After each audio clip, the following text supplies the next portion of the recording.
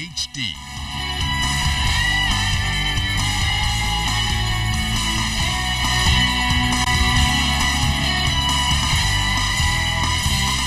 ZNS Network presents The Bahamas Tonight. This portion of the news brought to you by BTC Everyday. Good evening all, I'm C.S. Scatterly and welcome to the Bahamas Tonight, the weekend edition. Thanks so much for joining us. The Prime Minister comes face to face with stakeholders in the insurance industry amidst a growing difference of opinion on the upcoming implementation of national health insurance. While addressing the 40th banquet of the Bahamas Insurance Association last night, the nation's leader used the occasion to confront issues expressed by industry stakeholders in hopes of sparking positive dialogue that would lead to an agreement on the way forward ahead of the projected January 1st implementation date. Our Clint Watson was there. Talk to a cross-section of Bahamians and their concerns with insurance companies fall into similar categories. Examples that Prime Minister the Right Honorable Perry Christie addressed as he spoke to the industry leaders Saturday night. And having an insurance policy that is inadequate and finding out only its inadequacy after you're engaged in trying to make ends meet. Being uninsured and being faced with death, or even having full insurance, like a friend of mine who recently died. And after selling all of his property, the medicines were just too expensive. A form of catastrophic illness that insurance companies, by their very nature, at a certain stage, they drop out on you. There's been mounting concern about the sustainability of the insurance industry once national health insurance is implemented. Industry professionals speculate job losses and a size reduction of what many have identified as the third largest pillar to the economy. But Prime Minister Christie believes both entities can coexist. To this end, he minced no words calling for the leaders of the sector to dialogue with the government, particularly on the difference of opinions the industry shares with what it will cost the government to implement national health insurance. When it comes to figures, why should we fight? And surely we cannot allow ourselves to meander into an adversarial position in this country over whether or not we can find the formula to agree on what it costs. Mr. Christie made it clear he will not compromise on what's best for the country. Why should I go out of my way to create a mechanism or an instrument called insurance by the state to cause you to lose your job? And so therefore I can innovate and introduce a hybrid model that takes into consideration that there is an industry. But you're not going to get it by beating up on me. You get it by talking to me. And whether you're white, black, F&M, PLP, it doesn't matter. It's about the Bahamas and building incrementally on progress. Chairman of the Bahamas Insurance Association, Emmanuel Komalafi, expressed their concern is not whether or when to implement NHI, but rather how. He says they've been trying to work with the government to implement a model suitable for the Bahamas. We believe we ought to get it right the first time because the consequences of getting it wrong will be enormous for the Bahamas, not just for our industry, but for the economy of the Bahamas as a whole. And that's why everything we've said, we've liaised with the government, we've put a position forward in a position paper that was shared with the government several months ago. And that's what we want to do. We want to work with the government to achieve the best solution for the Bahamian people. We understand that change is inevitable, and we embrace change. The reality, however, is that we have to do this in a way that is affordable, sustainable, and ultimately what we need is comprehensive health care reform. The BIA's chairman maintains they're looking for an explanation as to how the government formulated the figure to implement the universal health care insurance. So basically, the figure we've put forward may actually be less than what it actually costs. And we came up with a range between $895 million and $965 million in terms of potential cost. Of course, what we've asked for is the government's consultant, Sanigest, has come up with a figure between, on the low end, about $300 million and the high end, about $600 million. We're saying let's get an independent study conducted, actually looking at, because of the disparity, it's a huge disparity. let's investigate those figures and come up with the best solution to make sure that what we're embarking upon, not only can we afford it, but it's sustainable. The Insurance Association's chairman says how NHI is implemented will determine the impact on the economy, and he warns if it's not implemented properly, he believes there will be job losses in the industry. Clint Watson, ZNS Network News. Thanks so much, Clint. The director of the Department of Meteorology, Trevor Baston, today released the department's Doppler weather radar computer server verification logs, which confirms that the Doppler radar was operational and radiating during the entire period that Joaquin formed as a tropical depression number 11 at 11 p.m. Sunday, September 27, 2015, through 9 a.m. Saturday, October 3rd, when Hurricane Joaquin no longer posed a threat to the Bahamas and the all clear was given. This contrasts, however, with some Met employees claiming that the radar was not working at the time. The statement continues, as has been previously detailed. The Met Department issued the required alerts, watches, and warnings necessary for keeping persons informed on the threat of Joaquin. Verification logs are used to substantiate the operability of the radar, as the log files are only produced when the radar has been radiating. While the radar is radiating, it is able to produce echoes within its effective range of 150 miles when there is precipitation to record. These logs are produced at 8 p.m. daily. Having regard to the ongoing speculation surrounding this issue, the department's electronics manager and information technology technician determined it necessary to download these logs, a study of which affirmed the advice, which was repeated by the minister, the Met director, and the senior deputy director, that the radar was completely operational while Joaquin was in the Bahamas. The logs show an unbroken sequential set of entries from July 21st to October 21st, 2015, the date of the download, that the server had been running for 93 days, 20 hours, and 51 minutes when the log file was captured and printed. This data emanates from the radar's own factory-supplied operating system, the timestamp on which is proof positive that the radar had been operational and radiating without interruption from July 21st, 2015. The country's diplomatic corps converged on Government House Friday night for a reception hosted by Governor General Her Excellency Dame Marguerite Pinling in celebration of Diplomatic Week. Chargé d'Affaires of the United States Embassy, Lisa Johnson, was among the diplomats in attendance. Guests mingled while hearing the melodious sounds of the Royal Bahamas Police Force's pop band. Minister of Foreign Affairs, the Honorable Fred Mitchell, wished the diplomats well and reminded them of the Bahamas' intention to contend for positions on the United Nations Human Rights Council as well as the International Maritime Organization. The Drug Enforcement Unit making another major bust Saturday. The discovery was made in waters off South Andros around 10:30 a.m. Commander Chief Superintendent Samuel Butler says the situation transpired while officers were on routine patrol at Grassy Creek. It was there they uncovered a white go-fast boat. The officers searched the vessel and found over 2,000 pounds of marijuana. And tonight, authorities continue to investigate the matter.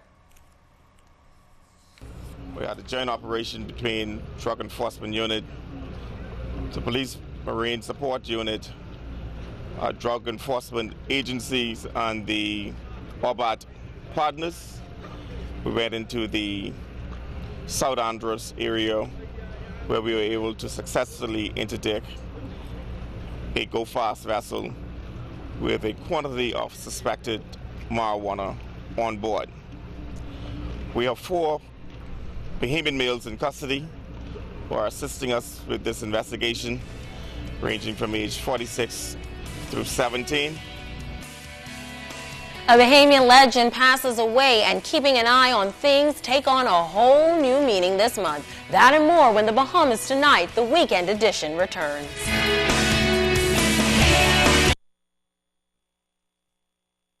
This portion of the news is brought to you by the new Shell & Letty, designed for extra miles. Welcome back. October is being observed as Vision Month. It's an opportunity for those who support ophthalmology, the blind, and the visually impaired to create more awareness and a better understanding of their needs. The second annual Eye Ball was held last night at the British Colonial Hilton Hotel, and as AltaV's Munnings reports, several advocates for the blind and the visually impaired were honored. They may be a small community, but officials and members of the Bahamas Alliance for the Blind and Visually Impaired want to make a big impact on the national scene. The organization partnered with the ophthalmic nurses of the Bahamas to celebrate the work they do at the second annual Eye Ball Saturday night. Under the theme, Eye Care for All, the event recognized those individuals who continuously champion their cause. Among them, Dr. Duranda Ash, Antoine Monroe, and Audrey Lightbourne. I think it's so sad and it's so unfortunate that anyone goes blind as a result of something that could have been prevented. So, knowledge is power. I think by getting the word out, the more we educate, then the more we can prevent, someone else from being a statistic of blindness. Blindness is not a disease, and it can happen to anyone.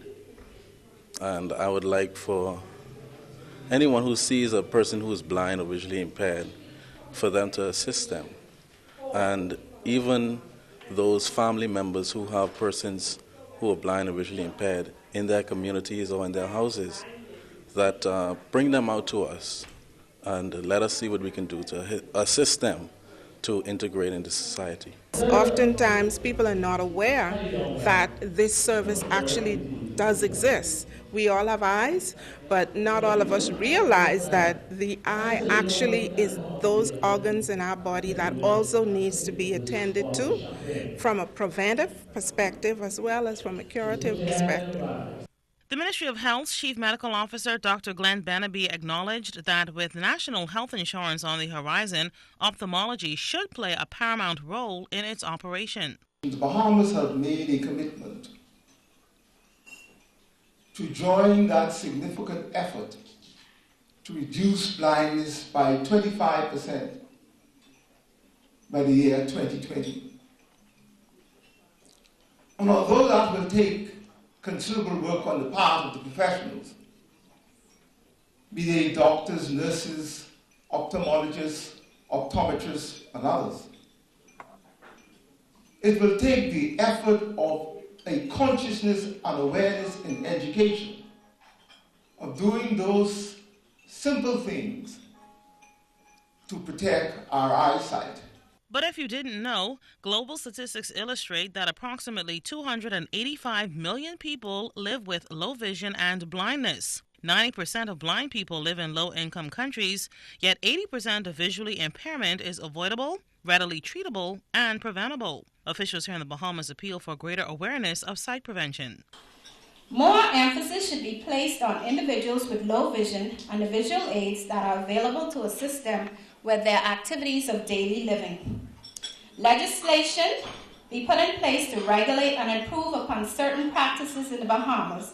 For instance, only eye care practitioners should be involved in the sale of contact lenses, whether it's for fashion or for vision purposes. We want to sit where everybody else sits. Integration, not segregation. Don't push us over there. I want to sit where everybody else is. AltaV's Munnings, ZNS Network News. Thanks so much, AltaV's. Reverend Dr. Hervis Bain, the designer of the National Coat of Arms, passed away today. The Baptist pastor, a leader in the St. John's Native Baptist Society of Churches, began his professional career as an art teacher at the government high school. In 1971, his design of the coat of arms was officially approved by Her Majesty Queen Elizabeth on December 7, 1971. Who later honored him as a member of the Most Excellent Order of the British Empire, as well as receiving numerous Bahamian awards. Dr. Bain, a true patriot, believed in all things Bahamian. having designed a number of insignias for vessels of the Royal Bahamas Defense Force. The 1960 graduate of St. John's College also published several books, manuscripts, and articles. The former general manager of the Bahamas Agricultural and Industrial Corporation passed away after a short illness. He is survived by his wife Beverly and 3 children. May his soul rest in peace. The Caribbean Music Festival has been offline for a little more than 15 years, but this year 30 artists from around the Caribbean and the African diaspora will make their way to New Providence for the 4-day festival starting next Wednesday. In commemoration of the signing of the Nassau Accord in 1985, led by former Prime Minister Sir Lynden Pinling, which ended apartheid in South Africa. This year's special guests include the Soweto Gospel Choir out of South Africa. Festival organizer Desmond Edwards tells us all about the festival. The festival started in 1994 when we signed a contract with the Bahamas government for 5 years of a festival. We felt that, and we know that the Caribbean, the gateway to the Caribbean is the Bahamas, and also the fact that we were putting bodies in beds. We wanted to help the tourism product. Also, we wanted to fuse the cultural indices of the region in the Caribbean through the Bahamas, and in doing so, we were able to bring into the Bahamas all of the superstars of the Caribbean, so to speak. After 4 years or 5 years? 5 years. After 5 years of successful festivals, we laid it to rest for a while. We look forward to that festival. Stay with us. Sports is next with Kelsey Johnson. You're watching the People's Station.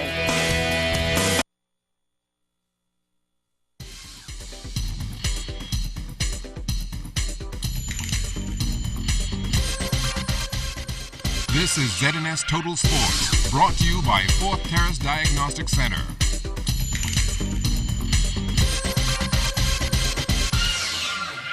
Good evening, Bahamas. I'm Kelsey Johnson. Welcome to Sports Sunday. In a couple of days, this complex will be buzzing with activities when the Bahamas Softball Federation National Round Robin Championship swings into action. Booking their spot into the Bahamas National Softball Federation Round Robin Championships was the Commando Security Truckers last evening when they defeated the BTC Elite Warriors 12-2. I was just trying to get a pitch that I could drive really good so I could put my team on top so that we could have a better advantage. We came out strong, they came out strong, we just was able to put up more runs in more clutch positions. This is my second year playing, this is very big for me. I can't explain. The fifth and decisive game will be played tomorrow at 7 p.m. right here at the Bankers Field between the Johnson Lady Truckers and the Lady Stingers. Whoever moves on will represent the New Providence Softball Association in the upcoming Bahamas Softball Federation National Round Robin Championships. It feels wonderful. Honestly, I just enjoy coming out here and playing with my teammates. We had fun and we were relaxed and we played a good game tonight. The final out was amazing. We had so much fun, we had so much energy, and it finally feels good to have all our hard work pay off in the victory. Monday is do or die. Hopefully we come out victorious, and if we do not, we still congratulate the other team because it's a lot of fun playing the sport that we love, softball. After moving from north to south, organizing the Danny Pratt Basketball Classic was a breeze for Holly Riley. It's been challenging, but good and rewarding all in one. It's been from moving down and steadily moving up. So all in all, it goes as expected. From June, we start preparing for it. And in September, it's like chaos. Everything is tournament. Sponsorship, preparation of teams, ensuring that all the schools have the information, committee work, make sure our facilities are prepped and ready to go. So it takes a lot of time, a lot of energy, and we simply do not have really the manpower. So sometimes we have one person doing 3 and 4 different jobs. Harcourt McCoy will continue to pace the sidelines this upcoming basketball season in the GSSSA. However, he's wearing a new crown when it comes to the administration side. I'm still coaching senior boys, but because of the nature of the school, it's a really unique experience because Anatole Rogers is one of the only schools on the island, well, public at least, that has junior and senior. And also we have a pre-vocational unit for special needs kids. But even in those situations, we have found the ability to be able to have 3 teams with concern for basketball and boys. We have a distinct junior boys. We have an intermediate group of boys that are in between the age of, I would say, 14, 15, but maybe in the senior school. And then we have our definite senior boys, so that we have a more diverse and holistic program. Simone Hall tumbled her way up the world ranking ladder last night, placing 226th in both the floor exercise and the uneven bars. Hall was the sole competitor for the Bahamas at the World Gymnastics Championships taking place in Glasgow, Scotland. In the qualifying rounds of the floor exercise, Hall received a score of 4.200 for difficulty, and her execution was rated at 6.733, which gave her an overall score of 10.933. Her score on the uneven bars was 7.700. The competition continues tonight. And that's a wrap for sports. Once again, I'm Kelsey Johnson. Stay tuned to check on weather's next.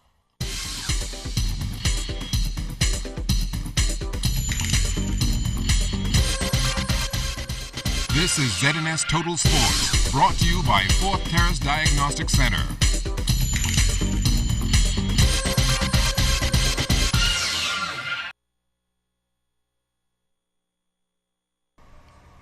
It's time now for a check on tonight's weather forecast. Meteorologist Greg Thompson now joins us. Good evening, Greg. Good evening, Siaska, and good evening, everybody. A beautiful day around the islands. Lots of sunshine. No real rainfall and rain gauge measured there, but it's going to continue to be that way for the next couple of days as high pressure continues to dominate the weather. 80 degrees is our current temperature outside our studios with an east-south-easterly wind at 4 knots, relative humidity 66%, the barometric pressure 29.98 inches.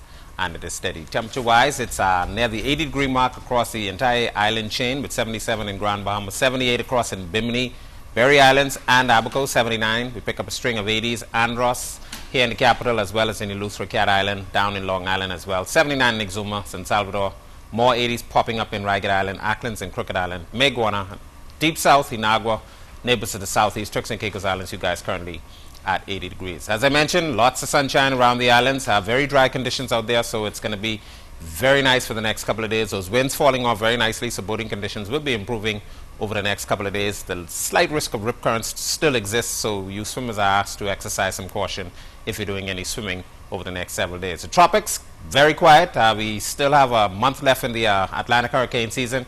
A couple of tropical waves moving across the tropical belt, but no real activity associated with those.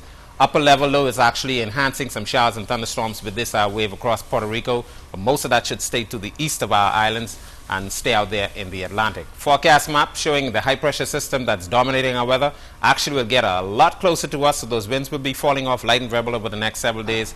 And as I mentioned, boating conditions improving. That high will be responsible for keeping most of the frontal boundaries to the north. Remnants of what was Patricia now moving across Louisiana will attach itself to a frontal boundary and create quite a bit of weather across the southeastern United States.